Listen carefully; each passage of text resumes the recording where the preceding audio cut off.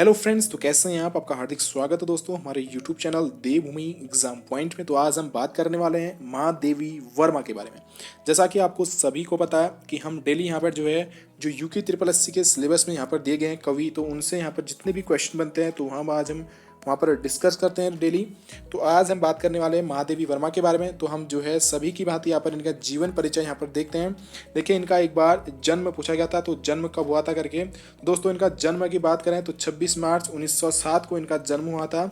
26 मार्च 1907 को इनका जन्म हुआ। तो बढ़ते हैं आगे को, पूरी डिटेल से आपको समझाते हैं इसके बारे में। तो इनका जन्म 26 मार्च 1907 को हुआ। जन्म स्थान फर्रुखाबाद, उत्तर प्रदेश। और निधन की बात करें 11 सितंबर 1987 को इनका निधन हो गया।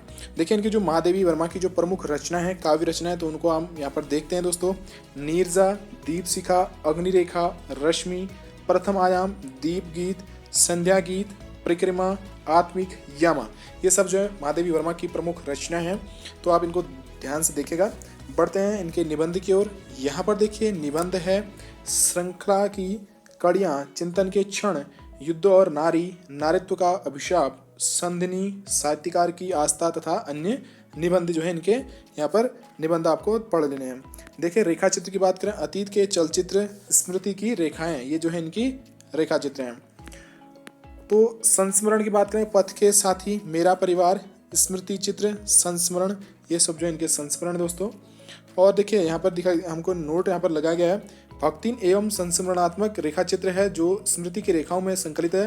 और भक्तिन का नाम लक्ष्मी था, ये भी आपको याद रखना है। और अन्य यहाँ पर जो महत्वपूर्ण जानकारी दी है, तो यहाँ पर दोस्तों 1934 में नीरजा के लिए सेकसरिया पुरस्कार से सम्मानित किया गया इनको। 1956 में पद्म भूषण से सम्मानित किया गया, ये भी आपको ध्यान रखना है। 1982 में यामा काव्य संग्रह के लिए ज्ञानपीठ पुरस्कार से सम्मानित किया गया था। और 1988 में पद्म विभूषण मरणोपरांत इनको दिया गया। और महादेवी वर्मा को आधुनिक साहित्य की मीरा कहा जाता है, ये पॉइंट आपको याद रखना है। तो क्वेश्चन आ सकता है कि आधुनिक साहित्य की मीरा किसे कहा जाता है, तो महादेवी वर्मा आपका राइट आंसर होगा। निराला ने महादेवी वर्मा को हिंदी की विशाल मंदिर की सरस्वती कहा। महादेवी वर्मा जो है दोस्तों छायावादी युग की एक कवयित्री थी, ये आपको याद रखना है। तो निराला ने इनको क्या कहा है, महादेवी वर्मा को हिंदी की विशाल मंदिर की सरस्वती। तो और महादेवी वर्मा जो है छायावादी युग की कवयित्री हैं। तो ये पॉइंट आपको याद रखने हैं। तो देखिए यहाँ पर जो नीरजा है, तो नीरजा दोस्तों यहाँ पर फॉरेस्ट गार्ड में आया था क्वेश्चन कि नीरजा जो है किसकी रचना है। तो आपको याद रखना है कि नीरजा जो है ये महादेवी वर्मा की यहाँ पर काव्य रचना है। तो इनसे क्वेश्चन बना था और इनका जन्म पूछा गया था। तो जन्म का हुआ इनका आपको दिखा देते हैं, जन्म 26 मार्च 1907 को इनका जन्म हुआ।